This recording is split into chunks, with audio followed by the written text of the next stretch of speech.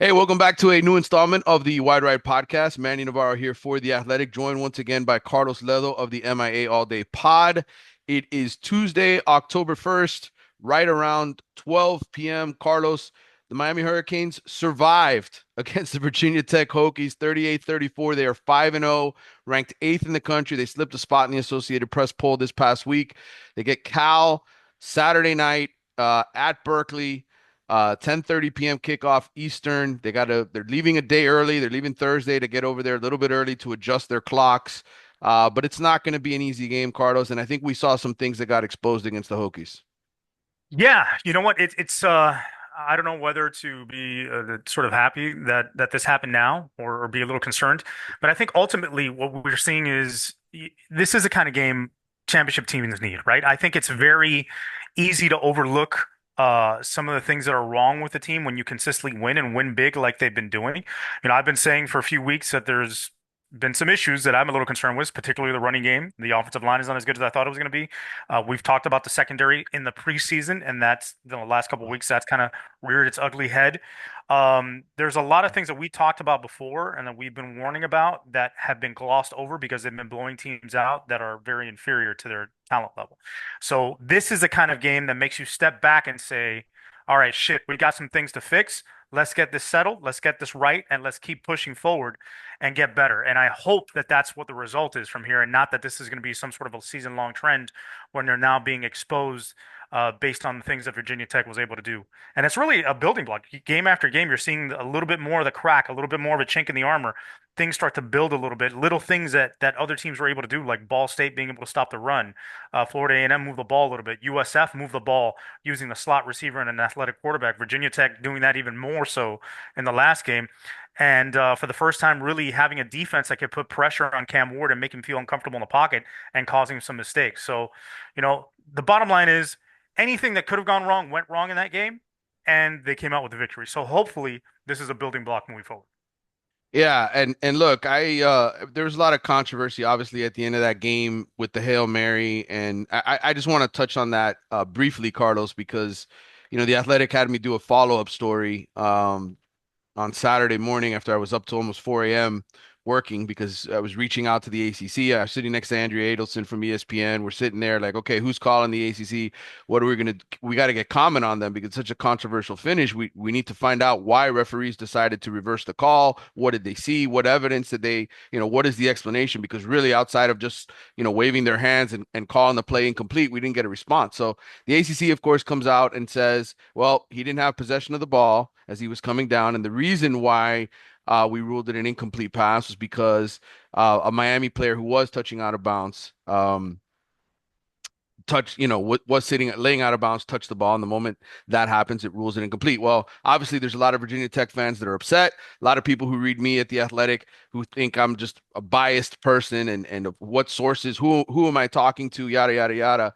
If you read my piece on Saturday, but I will tell you, Carlos, without revealing names of my sources, I spoke to people that have nothing to do with the ACC. The ACC has their own explanation. I actually spoke to several head officials who oversee college football rules and get access to film. And the word I got from them was, while there may not have been conclusive evidence in terms of video that was produced on the broadcast within 6 minutes of the play happening and them coming back and reversing the call, they all felt there was more than enough proof from what they saw themselves that they made the right call here. And so ultimately, Listen, the bottom line is it shouldn't have been a call to touchdown to begin with.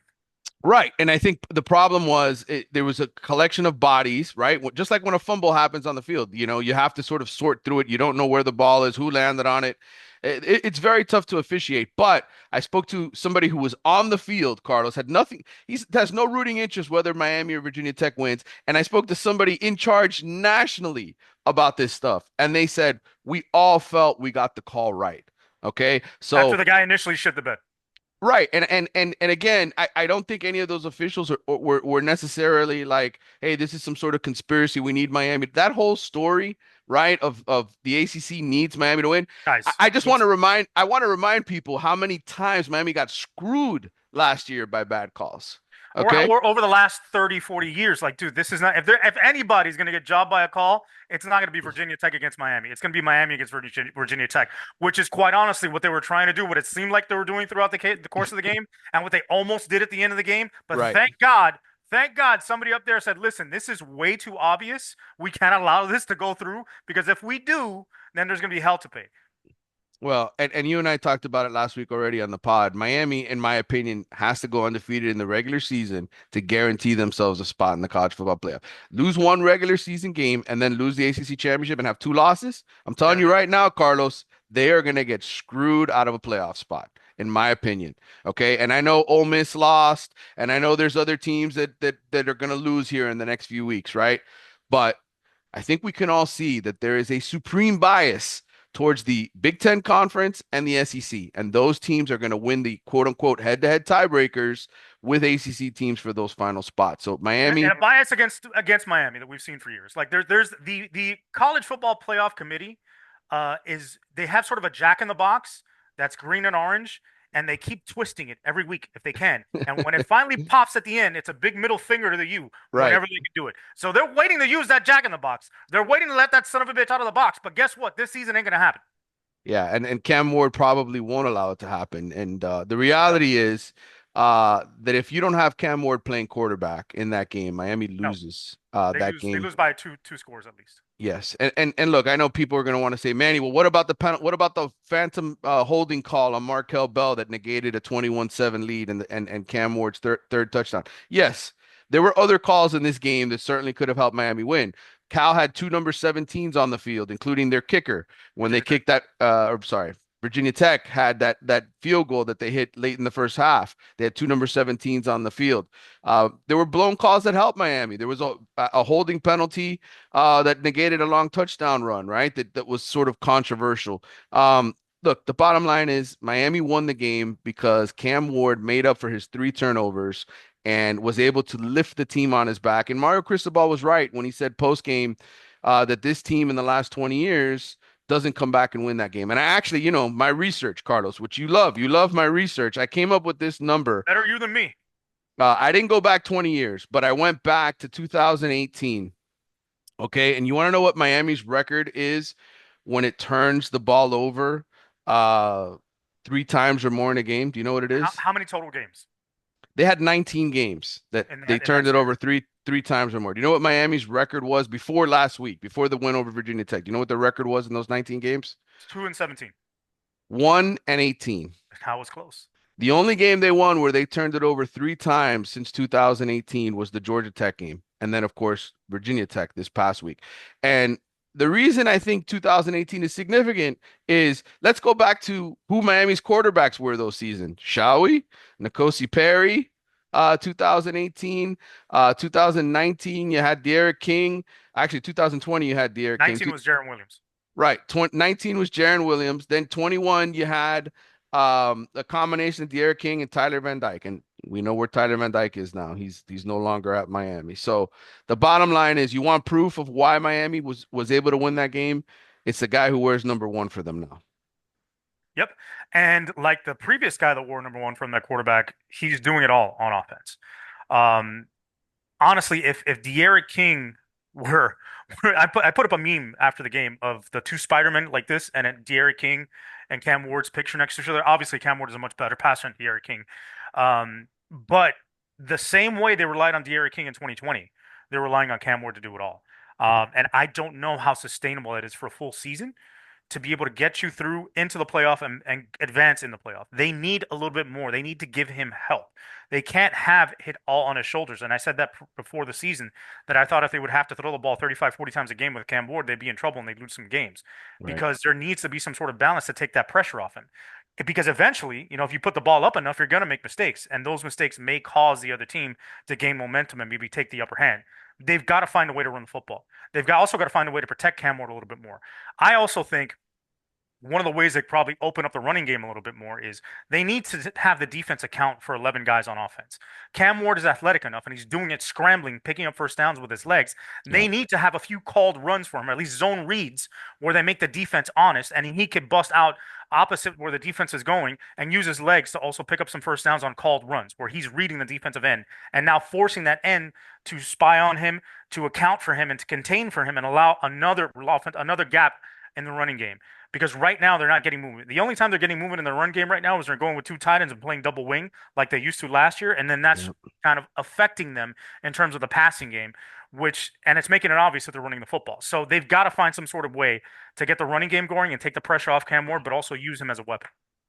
Miami's offensive line, you brought them up not being able to protect them. You think about the play of the game that he made on what turned out to be the game-winning touchdown drive where he should have been sacked twice, broke Yep. through those sacks, got rid of the ball, pitched it to Riley Williams, who then ran it down to the 1 yard line, which a lot of people are calling his Heisman moment, Cam's Heisman moment.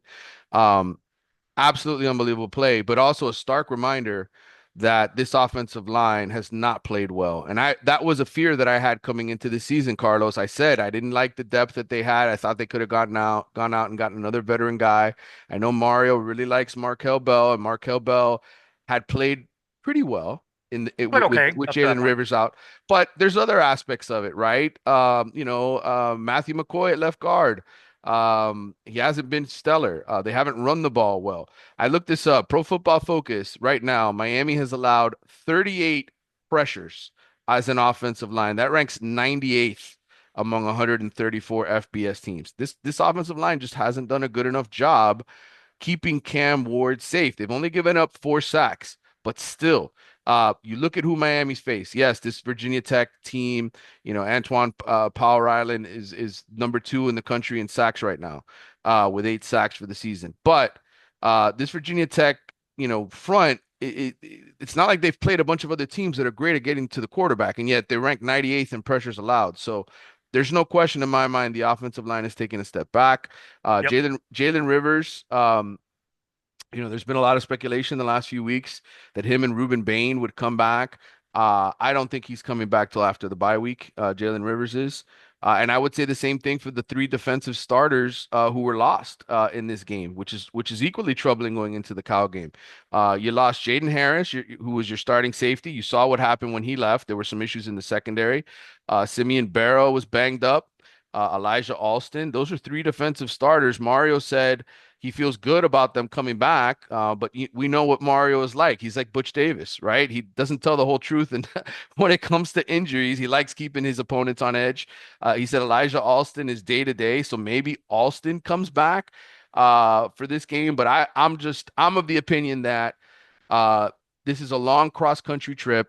You have a bye week after this week, then you got to go play a really tough game at Louisville. I don't think any of those guys are playing. No. How big of an effect do you think that has on Miami? It has a huge effect. I mean, Barron was playing probably like might have been playing the best in terms of defensive end in the country. Might be the best defensive end in the country up to this point. The way he was playing, Barrow was their best defensive tackle, and by far, it wasn't even close. Akeem Mesidor ended up sliding inside and playing some snaps in there this past week and did great. But I think it'd be fantastic to have them both in there, Right. clearly because of the way Barrow was playing. He's a great run stuffer. Austin also has been playing fantastic. We know what Rupen Bain can do when he's on the field. Losing 3 ends as deep as you are in that position group doesn't help, and it's not going to be easy, right, to overcome that. You were already sort of shaky coming into the season at defensive tackle. You upgraded with the Barrow. You upgraded with your freshman that you recruited, but I think there's still some questions there in terms of other guys that can step up outside of Akeem Mesidor. Who else is going to play defensive tackle? So that's a concern if you're playing against a team that can run the football, and Cal can run. I'm guessing Ruben Bain will be playing some on inside as well. Now that he's Yeah, coming back this week. yeah. If he's coming back this week, then they're going to probably. I would like to see them to use some three down fronts like they did against Clemson last year, and mix it up a little bit. Use your linebackers and your athleticism, and play some of those outside guys that are beefier, like a Ruben Bain, Mesidor, inside, and get some traction that way. But yeah, man, it's a little concerning. At least it's hitting in the right time where you can overcome these injuries. They're not serious injuries. You could use the bye week to get ready for Louisville, and hopefully all these guys are back. And to your point about the offensive line with the pressures, they gave up 18 pressures against Virginia Tech. 18. Hmm. And one of the main reasons why they haven't been looking good on the offensive line is I think their center and their left guard are downgrades compared to last season. And Yep. obviously, Bell is not as good as Jalen Rivers at left tackle. So you're talking about three downgrades on the offensive line right now. Zach Carpenter gave up six pressures last week. Hmm. Um, McCoy gave up another three, so nine pressures between the two of them. That's not good. No, and I'll tell you what, I mean, their own players are saying that they're not playing well enough. Francis Mauigoa spoke earlier, about basically them not playing as well. He's your starting right tackle. He's one of your leaders. He said it. We want to get the run game going. We need to do it. They need the play action. They need the balance on the offensive line. He said our run blocking has not been living up to the standards yet. So I mean, it's important, and if you're going to take some pressure off of Cam Ward, the best way to do it is to run the football. I want to just look at the matchup with Cal because I've broken it down here. I've done a lot of research here, Carlos. First of all, let's talk about Cal's defense because they're the reason that they're 3-1, Yep. and actually had a chance to be 4-0 if it wasn't for the 7 sacks the offensive line gave up against FSU. Their defense is really, really good at defending the pass. If you look at the numbers, they're giving up. They've only given up 16 plays of 20 yards or more on defense. Actually, 7 plays of 20 yards or more. I'm sorry, I keep confusing the offense and the defensive numbers here. They've only given up 7 plays of 20 yards or more. Miami, of course, leads the country with 45 plays of 20 yards or more. So they're facing the third best team in terms of stopping explosives. Yards per play defensively, 4.37. That's 16th in the country. Their pass defense, their opposing QBR rating, fifth in the country. The completion percentage, 11th best, only 51% of the completions, 5.5 yards per completion, 13th. That's 13th nationally. 10 interceptions on defense as a unit, 3 touchdowns allowed. Well, you say, well, who have they played, Manny, right? Well, Peyton Thorne, is the Auburn quarterback, even for his struggles, is actually ranked 20th in QBR. So they faced technically a top 20 quarterback and kicked his ass. They Yep. forced 4 interceptions that day. So you look at it from a Miami perspective, running the football is going to be important because if these guys are really really good at stopping the pass and creating issue, and they do it, mind you, without even really creating a ton of pressure. They're only creating 2.25 sacks per game, which is 45th. It's not like But they're they a top. have 85 pressures on the season. They're not Right. finishing, but they're creating pressures. Right, but my point is they're not always getting the quarterback, but they're disruptive enough where Yep. if you don't have balance in the running game, and all you're doing is throwing Cam Ward out there, you're probably not going to win that game. Yep. And they're averaging giving up 12 points a game, 12.8 points per game. Yeah. That's 12th in the country. Their one loss, they only give up 14 points. Yep. Um, so that's impressive to me, man. That's a really good defense. And the Hurricanes have to be able to counter with something different than what they've done this season. The most points these people have given up, the Cows have given up this season, is 14 points to both FSU and Auburn. So it's going to be a slugfest. They're going to have to go in there and be ready to do something different. And I don't know if that means, going a little bit heavier with their sets, using more tight ends and using Cam McCormick a little bit more in the run game to try and open up some holes and then take some pressure off Cam Ward, or keep doing what they've been doing to try and sling it around and let Cam Ward do his thing. I mean, obviously, like we talked about last week, when you got Jordan scoring 40 a game, why wouldn't you let him put it up, right? So Right. the thing is that eventually mistakes will happen. And if you're playing another defensive front that can create pressures and get him off his timing, it's you can see that Cam Ward sometimes feels uncomfortable as he's moving around the pocket and get rid of the football before he needs to. Part of the reason is, before when he was scrambling around and letting guys break open, those guys could break open. In this last game, the outside receivers weren't able to get open as quickly as he needed them to on those secondary moves when he's breaking the pocket. I think Yeah. that's been another area of concern for me is, outside of Isaiah Horton, there's not been a lot of guys defeating press coverage on the outside and be able to get open on first moves, on initial moves without Cam Ward having to break free and buy an additional time. That's something you want to see. And I think one way they could do that, and they've done it a couple times and it's been effective, you need to move Jacoby George off the line of scrimmage, put Hmm. him in motion, put him in the slot, get him moving around, and use his speed to his advantage because he's a different player when he's on the line of scrimmage facing a bigger, stronger corner that can neutralize his speed by bump and run. When he's playing a guy, roughly his size, that's not that big, he could take advantage and get off the line of scrimmage. But when it's a bigger, more physical guy, you could see it wears on him and he's not able to break free as much. So they've got to use different techniques and different things with alignment, with personnel groupings, with the way they move their guys around to try and get those guys free. And at the same time, try and find some ways in the run game with personnel groupings and different things that they haven't been doing yet. I think another problem with the running game has been that they're not pulling as much as they used to. And I think part of that is because this offensive line is maybe not as athletic as last year's. I don't think Right. McCoy can pull as well as Javian Cohen. Definitely Carpenter can't pull as well as Matt Lee at the center position. So you haven't seen that movement.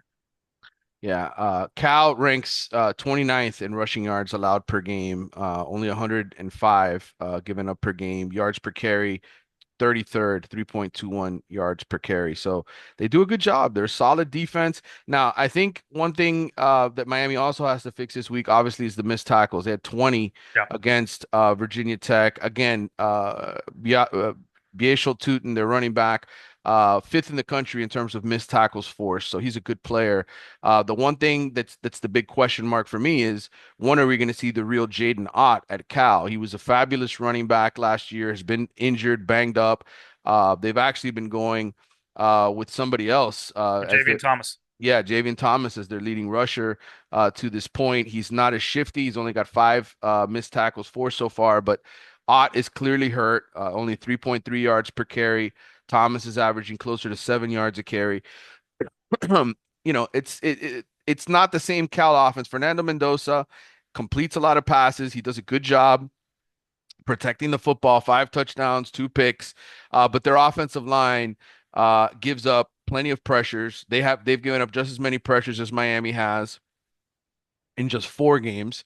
They've given up 9 sacks. I mentioned the 7 sacks that Florida State had. So I think if Miami can come in here and do a better job than they did against Virginia Tech, staying in terms of their gaps and wrapping up, then they should be able to win this game. But if they put up another sloppy performance tackling and guys are not putting pressure on Mendoza, he's going to complete passes and this Cal offense will score points.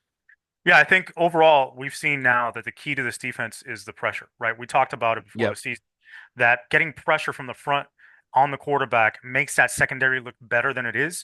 And when you Hmm. don't do that, then the secondary gets exposed. And you saw it the last 2 weeks with the athletic quarterbacks and Byron Brown and drones with Virginia Tech. When they're able to move around in the pocket and escape the initial pressure, things break down pretty quickly back there. If you can't finish the pressures with the sacks or get to the quarterback, that secondary has some holes in it.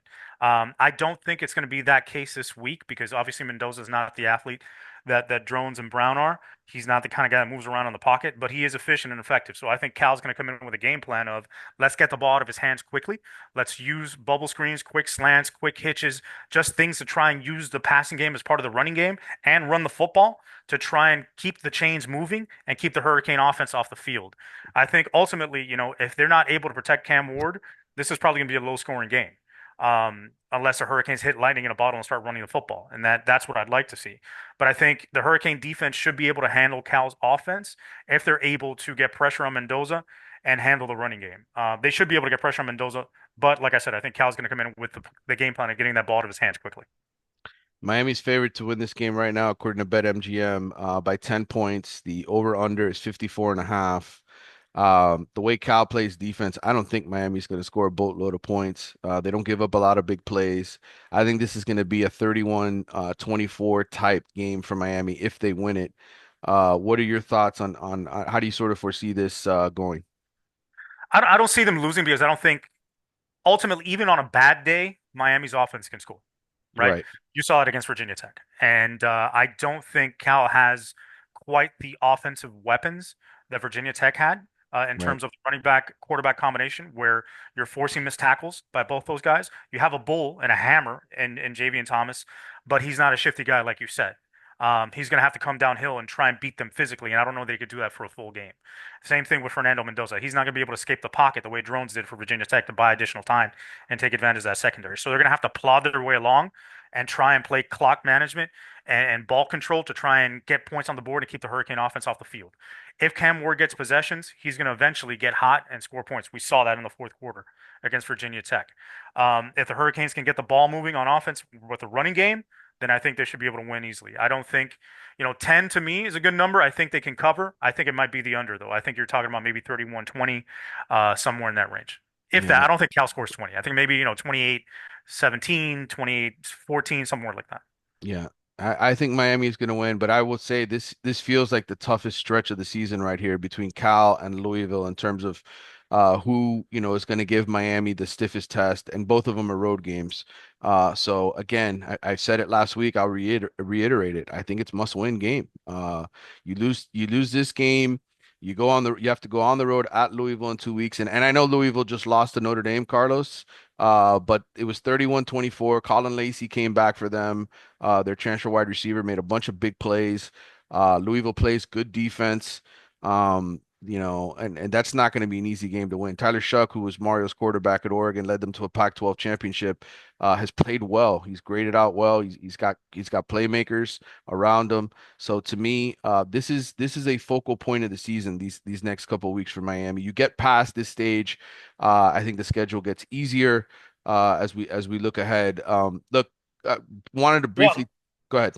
I think it's the right time for these games because it's building up to Louisville. So Right. you've got a tough game against Virginia Tech. You got another tough one against Cal. You're probably gonna have to battle through this one too. Then you get the bye week to correct mistakes and get ready for that next one. I think now that they've had a scare and maybe they're gonna have another tough game, this is gonna lead into that Louisville game and get them really ready for what's going on because I think that game's gonna end up being a shootout. I agree. I agree. All right. Wanted to touch. We got some mailbag questions we're going to get to here in a second. Just touch on some other important games this week. If you're flipping around the dial, waiting to watch football because the Canes don't play till 10:30 on Saturday night Jesus, yeah. on What am I gonna be doing? ESPN. And That's gonna be one of those games where I may be unconscious by the time kickoff comes around. College game day will be there. We mentioned that earlier for ESPN, so Miami will be featured. I don't know if you've been paying attention to Twitter. I know you kind of got yourself off of that, but the I was on Cal, it all day Saturday, like just enjoying the win and yeah. messaging people back and forth, and then I got right back off. All right. Well, Cal has an unbelievable Twitter following of fans and all kind of funny memes and posts and AI that they use to create these funny memes. They're Of course, calling these these they're, these techie little Cal kids. yes, they're calling this the woke versus Coke game. Oh my Between God, that's perfect. That is perfect. I've got to hand it to him. That's pretty good because I was going to I, say something about everyone in that stadium having hairy arms and hairy legs, no matter the gender. the woke versus Coke game should be very entertaining, and it's funny, but they're actually acting. Miami and Cal fans are being friendly towards one another on the internet, which is comedy in itself. Yeah, But I would call it the tree huggers versus a real mofuggers. I know you would. You would definitely call it that. So some other games to keep an eye on from an ACC conference perspective, Carlos. Syracuse at UNLV Friday night, 9 o'clock start. Why is that important? Well, UNLV is an undefeated G5 team. And the ACC, again, I keep saying this for years, the SEC, like those SEC chants, right? SEC, SEC. Why do they root for each other? So they can have this coup. Everybody believes the SEC is the greatest conference that God ever created. And the Big Ten is the same thing, right? You want your ACC teams to win games like this so that when you have arguments about who should get into the playoff at the end of the year, you have some ammunition. So if But you're of mad, course, in go ahead. real ACC, in typical ACC fashion, UNLV's quarterback, there's controversy there, right? Well, yeah, they lost their quarterback to NIL, which I did talk about with Adam Lichtenstein last week. But they did fine without him. This is the first time UNLV has ever been ranked, by the way, since they moved up to the FBS in the Associated Press poll. They're ranked 25th. They're 4-0. The backup quarterback came in, absolutely lit up Fresno State, and they looked perfectly fine. Syracuse at least is going in there with Kyle McCord, who's leading the country in passing yards per game. So they're 3-1. But it's an important game for the ACC. That's all I'm trying to say. That's all I'm trying to communicate here. That's one for people to watch Friday night at 9 o'clock. Another one to watch with keen interest, especially in the fact that Miami plays them next, is SMU at Louisville. That's at 12 o'clock Saturday on ESPN. SMU coming off a blowout of Florida State with a bunch of former Hurricanes. Louisville, I mentioned earlier, lost to Notre Dame. They're ranked 22nd. Miami needs Louisville to be ranked in that matchup when they play there. What are your thoughts on that? Who would you take between SMU and Louisville, Carlos? I don't know, man. That could be another shootout, let me tell you. And people were talking about SMU sucking after they lost to BYU. What's BYU doing? Yeah, BYU, BYU's unbeaten. BYU's unbeaten and kicking ass. So, careful those early season shit sessions where people dump all over teams and say, "Oh, they suck," before they know what's going on. They just put up 66 points, right? SMU a couple Yep. weeks ago. Yep. So, listen, say what you want about Rhett Lashley. You dog him because he's not here anymore. Dude can coach. Dude can coach an offense, and he knows how to get guys going. And turning Brashard Smith into a running back that's averaging almost 150 yards a game or over 150 yards a game, pretty freaking genius. Way to get him the ball. So I'd like to see SMU win that game. All right. You're rooting against Miami's interest there. It's Nah, okay. I'm just kidding. I'm just kidding. I'd like, obviously Louisville, if they win, you want them to not have two losses in a row coming into the Miami game. You want them ranked in the top 25. And you want the best matchup possible for the Hurricanes to go in there and win. You definitely don't want them coming off two losses in a row because then you're playing with fire there because the law of odds are they're not going to lose three in a row, right? Right, correct. A couple more games to talk about. Clemson at Florida State, 7 p.m. Seminoles are now 1-4. That game will be on ESPN, and then Duke and Manny Diaz, who are 5-0, Yep. playing at Georgia Tech, 8 p.m. ACC Network. Miami plays obviously both of those teams, Duke and Georgia Tech. Duke came back from 20-0 down versus their rival North Carolina and beat them 20-20. Manny 21-20. Manny Diaz was smoking a cigar, victory cigar in the post-game locker room For finally beating Mac Brown. for finally beating Mac Brown. Correct. Georgia Tech 3-2 coming off a bye week. That's an intriguing game for me because obviously Miami plays both. So I'm going to try to keep my eyes I'd on want Duke to all of win. those games. You Yeah, want Duke to continue their streak. You want them to be a top 25 team because Georgia Tech probably has no shot of being a top 25 team when they play Miami. You want Duke to continue their streak, be in the top 25 when they play the Hurricanes. Florida State at this point could just pack up the season and go off to Trailer Hassey and enjoy the swamps and muggy weather and alligators and just enjoy their off season because there's nothing going on there, right? Clemson should roll them. You want Clemson to continue winning because that's probably going to be the likely ACC championship opponent. You want them to be top 10 at that point. yeah. All of that would help Miami tremendously. So interesting weekend before the 10:30 kickoff for the Hurricanes. All right, Carlos, let's get into the mailbag. We got a lot of questions, and we're going to try to get you out of here before 1 o'clock. You got other things to do, so we can't just sit here and have you to Yeah, ourselves. I've got to like act like a lawyer at 1 o'clock. So Yeah, we got to get you back free for then. So let's sift through the questions here. This is from Andrew V 17. He asks, should we be worried about these things moving forward? Offensive line run blocking, physicality, intensity as a team, and defensive scheme. Which one do you want to start with?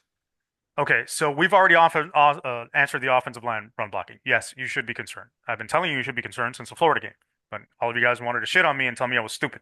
Well, there you go. Whenever you call me stupid, it bites you in the ass. Enjoy that one. As far as the physicality, I don't think so. This team's a physical team. They're aggressive.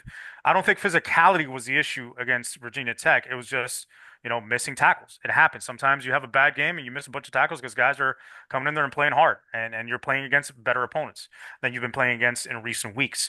I think Virginia Tech also was very prepared for that game. They came in with a really good game plan to come after the Hurricanes, and the Hurricanes were a little bit shocked with how Yeah. good that game plan was unfolding. So that's part of the reason. In terms of defensive scheme, I don't think necessarily it's the scheme. I think it's the secondary and injuries to that front.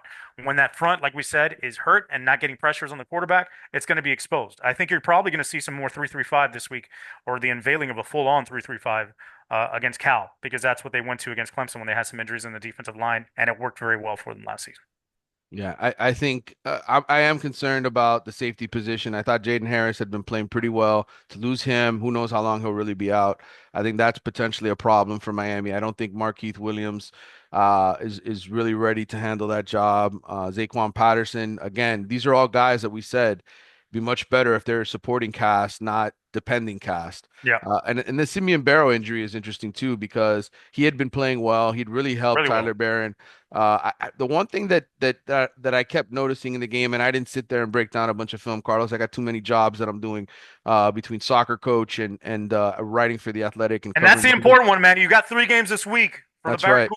The You got to go 3 Cudas and 0. got to turn things around here for the Cudas. But my point is, like, I didn't sit there and break down film, but just from the eye test and being in the stadium, I thought Virginia Tech did a good job spreading Miami out, and guys did not play gap assignment football. There was a little bit of hero ball on defense, and that's problematic. It's problematic because I think that happens when a couple of your guys go down, you're missing guys up front, you're trying to make up for the loss, Yep. and you get undisciplined a little bit. And I think that's going to be corrected this week. I don't think they're going to be doing that again. Guidry's a very good defensive coordinator. I'm sure he saw what was going on, and he probably went over it in the film session and is gonna take care of that. But I think ultimately the injuries are going to help. Yep. All right. This is from Ricardo Gomez, R. Gomez Addy. Do you think Miami will be looking for a quarterback transfer this offseason? If so, what are your thoughts on the quarterback from Arizona? He's talking about Noah Fafita, who had a fabulous redshirt freshman season last year, led Arizona, I think, to 10 or 11 wins. That was a really good team. Has had an elite receiver in McMillan, who's one of the best in the country. Look, I certainly think Miami will be looking in the transfer portal for a Yep. quarterback. I think mobility. We've talked about this on this podcast for a long time. You don't want somebody who cannot run and evade pressure and put a little bit of pressure on the opposing defense with their legs. Fafita, the problem for Fafita is he's 5'10", 194 pounds. Cam Ward is what, 6'2", 220 plus, right? He's a big dude. 230-ish. Yeah. Yeah, I mean, I think big boy football needs big boy bodies, right? And that's what Mario Cristobal is all about. So yes, I think Kyron Drones, who we just saw play here and probably play the best game he had all season, those are the more type guys that I think Miami will be targeting in the transfer Yep. portal. I agree. Uh, all right. This is from Marcus Williams, Money Cane. 5 games in, what unit is your biggest question mark, and what unit is the biggest surprise, and what team on the schedule could take advantage of the question mark? All right, Marcus, I think we've been pretty clear from the get-go. The biggest question mark is the secondary. I think anybody who has a quarterback with a pulse and a receiver core that could threaten Miami are the teams that could take advantage. I think Louisville, Yep. I mentioned Tyler Shuck, Colin Lacey, their offense, their passing offense is very, very good. They put up a bunch of yards. They can run the football. There's balance. They've got a really good play caller in their head coach. So to me, Louisville is a dangerous game. I would say Syracuse at the end of the year Yep. with Kyle McCord is a dangerous game, especially because they've got Aronde Gadsden, who's another facet at tight end. Um, um, and I would say, what would you say in terms of biggest surprise, Carlos? How would you answer that one? Wow, that's a good question. I don't know if it's a surprise, um, but I think, you know, not as a unit, but it's Isaiah Horton stepping up as an outside receiver for me over Sam Hmm. Brown. The Right. guy they got in the transfer portal paid some money to come over here is nice to see. I think that was kind of surprising. It's not surprising that, Restrepo is probably the best slot receiver in the country, and that catch didn't get enough love, man. That catch he made on his ass to save a drive was amazing in that game in the fourth quarter. But in terms of a full unit, I mean, positive surprise. I mean, we knew the defensive line was going to be good, but I think maybe the surprise of Alston and Barron being that good, and Barrow being that good, maybe could reach that level. But I don't think there's one particular unit that I'm really surprised about on a positive level. Yeah, I think the thing is they've elevated, right? Right. And so now it's about maintaining or getting Right. better. And these teams are much better than what Manny Diaz left behind physically and depth wise. The problem is you either stay stagnant or keep going forward. And I think that's been the thing. It's certain, you lose certain guys.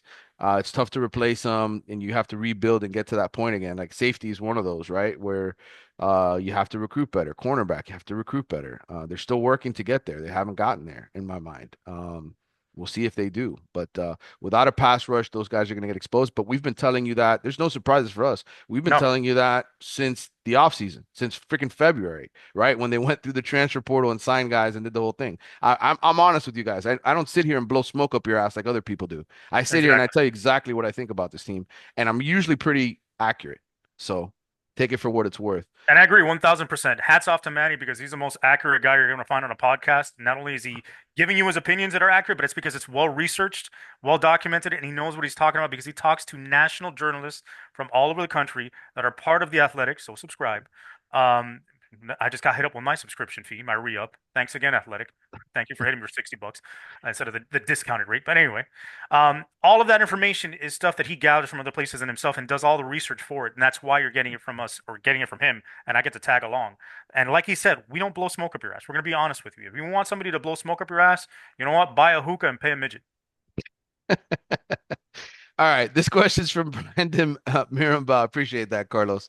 Aside from Cam Ward, has this team improved? Watching the Virginia Tech game, it seemed like the same old Canes, but getting saved by Cam Ward's heroics. I said this on the Big O show earlier today. This is a 9-3, 8-14 without Cam Ward. Yeah, absolutely. And but you do have Cam Ward, so that's be thankful for that. That money's going a long But way, buddy. but listen, that's the way it is across college football, dude. Like if you don't have an elite quarterback, Yeah, like uh, what's Syracuse without Kyle McCord, right? right. Or look at Georgia without Carson Beck. Do they make that comeback and potentially like what is Alabama Listen, without listen. Jalen Don't give Milroe? me don't give me MGK's little brother, Machine Gun Kelly's little brother, as an example of something. That guy sucks. I'm just saying, like the point is like quarterbacks ultimately elevate at the college game. They elevate their team. Yep. And if you're going to have a chance to win a championship, you need a good one. And Yeah. that's the difference. I mean, I've said it a long time, man. Like you are this should be a 9 to 10 win program. Miami should be 9 to 10 wins every year, regardless of who's playing quarterback. I think Mario's gotten them to that point. But now you got to go out and win those games and come back and survive 3 turnovers and win the game. And how do you do that? Well, the elite quarterback does that, Yep. right? Absolutely. All right. This is from Armando Izaguirre, AY2 Mondo. How worried should fans be? I've seen a lot of people say it's fine, a win is a win, but I saw a lot of worrisome things. Then again, if a bad holding call didn't occur, we were up 21-7, and maybe this isn't as close. Yeah, if Brent Pry doesn't fake a field goal, maybe we lose. Yeah, great play by Malik Bryant, sniffing that one out, along with And this. great dumbass decision by Brent Pry. Yeah, you'll take it. How worried should you be? I think the problem is as fans, a lot of people just they see the 4-0 start. Oh, we won at Florida 41-17. Oh, we killed USF 50-15. Like I never sat here and told you Miami was the best team in the country. Even in the preseason, I said I think they can go 11-1 and win the ACC. That was my expectation because of Cam Ward, because of what Mario has built. But I warned you, the offensive line is not deep. I warned you, the receivers may not create the separation. You said that as well. I warned you about the secondary. What happened was, Armando, is everything we warned you about happened against a Virginia Tech team that people thought would be good, but lost to Vanderbilt in overtime and to Rutgers by a field goal because they didn't have their shit together. But that doesn't mean like we thought Miami was going to come out and just kill everybody on their schedule. We never said that. You might have bought that after the 4-0 start, but that's not what any of us were saying. Listen, championship teams have those kinds of games. Georgia had it, right? They Georgia just almost lost to Kentucky, Kentucky, right? right? And then they had to, they almost got embarrassed at Alabama before they came back and took the lead in that game. Ole Miss just lost to Kentucky. And those are teams that are just as stacked with talent as Miami is, right? So it's going to happen in college football. You're going to have crappy performances. But should Miami be favored to win the majority of their games based on what Mario Cristobal has done? Yes. You could not say that under Manny Diaz. You could not say that Right. under Mark Richt, right? There were how many times were we sitting here questioning Mark Richt's offensive play calling and strategy and quarterback recruiting? I mean, Jeez. Al Golden defense, right? Like what defense are they running, right? Why is Mark Knopfler defensive coordinator? What Miami has done has gone from the bullshit of being mediocre to, hey, they're talented enough to win these games, but they're not the old school Miami that came on the field and ran everybody off. Right. They're not there yet. You've got to temper your expectations, right? Like we said that before. We said that before the season started. Temper your expectations. Take it one game at a time. And I think what people fail to realize, and this is why Miami would always take a dip during ACC play. That's when the season would really go to shit, is because the level of competition increases. Your conference opponents see you year to year. They know you better than anybody else. There are Hmm. no surprises. And by the time you get to conference play, you put enough film on, right? Enough tape together from previous games where they can now figure out what your weaknesses are pretty well and come Right. up with a game plan to counter you.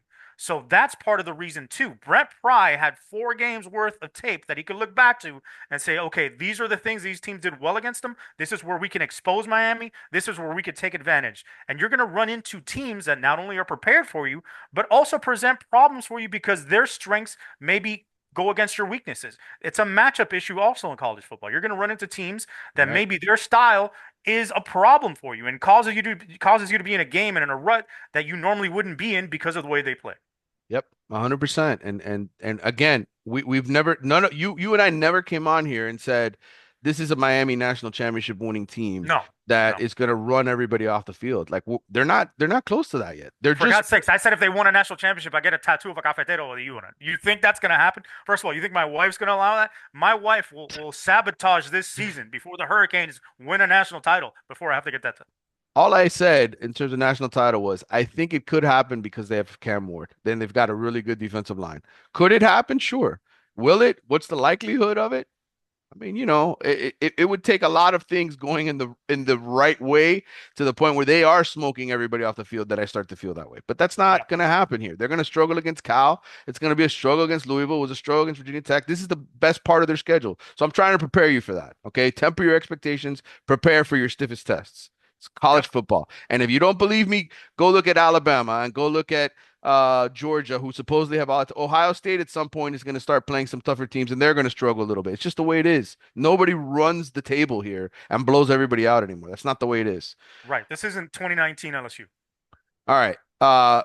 This is from Bicycle Beach on Twitter, Miami Beach Bicycle Center. Am I the only one tired of all these teams suddenly having injured players during the fourth quarter that just happens to slow down the tempo and momentum? Can something be done to limit players going down and coming back the next play, seemingly healed like they were Wolverine? No, you can't because college football doesn't give a damn. College football is going to say, well, there's cramps and you got to slow down. Look, we saw it against FIU, right? When Miami lost FIU, Butch Davis smartly had his players collapse on the field while Miami was trying to make a comeback to slow momentum down. It's accept it. It's part of the game. I hate it. You hate it. It's just part of the game. Yeah, great Wolverine reference, by the way, with the healing factor. You also could have gone with Deadpool. But to me, I think the one thing college football might be able to do to sort of slow this down is if a guy goes down with an injury, he's got to sit out 3 plays instead of one. That would be smart. Yeah, I agree. All right. JK Slay says teams will continue to test if Ward will be patient when they drop eight and force him to hand it off against Virginia Tech. He was still checking the pass and throwing against heavy coverage. Running game is slow, but you have to take turns and short passes versus a drop. Can he do that? I think he can do that, but I don't think he came here to do that. Cam Right. Ward was recruited here to throw the ball down the field and to make plays and to worry about his NFL draft stock and to win a Heisman Trophy. He will do that if he has to late in the game to win it. But the first quarter, second quarter, he's gonna make stupid plays like he did where he fumbled the football because he knows he still has time to make up for it. So I just think that's his mentality and the way he's gonna approach it. Am I wrong, Carlos? No, and like I said last week, I said that the way to play him is do that. Drop eight, force Miami to try and run the football because that's non-existent right now, and that'll slow the offense down. And you're going to make him make mistakes. So the thing, it has to be hammered into him that, or at least consulted. They're not going to hammer shit into him. Right, Is listen, it's in your best interest to take what the defense gives you because one, you have playmakers that could turn a 5 yard gain into a 60 yard gain. Right? right. We can move the chains. Now we start getting the defense to creep up, and then we can, over time, later in the game, hit them over the top. Don't worry about that. And it looks better when you're more efficient and not turning the ball over and making mistakes than if you're out there trying to play hero ball and trying to force balls and turn the ball over, which is what he did against Virginia Tech. That hurts you more because it shows a lack of decision making, right? As opposed to being the smart guy and making the smart play and taking what the defense gives you. I know it's going to be frustrating early on because the numbers might not be there, but eventually by the end of the game, they will. And what you want to prove to the NFL is not only that you have the arm talent, the ability to put up big numbers, but you also want to show the NFL that you're capable of making the right play every time. Yeah. Jason Bond, Coach Jason Bond on Twitter says Cam Ward will hold the single season passing yards record by the end of the regular season. If you're wondering what it is, it's Bernie Kosar, 3,642 yards in 1984. And yes, I think there's a Yeah. chance he could throw for 4,000 yards, especially the fact that the running game has not been as good as people thought maybe it would be. Yeah. And, in today's college football, 3,600 yards is not a whole lot.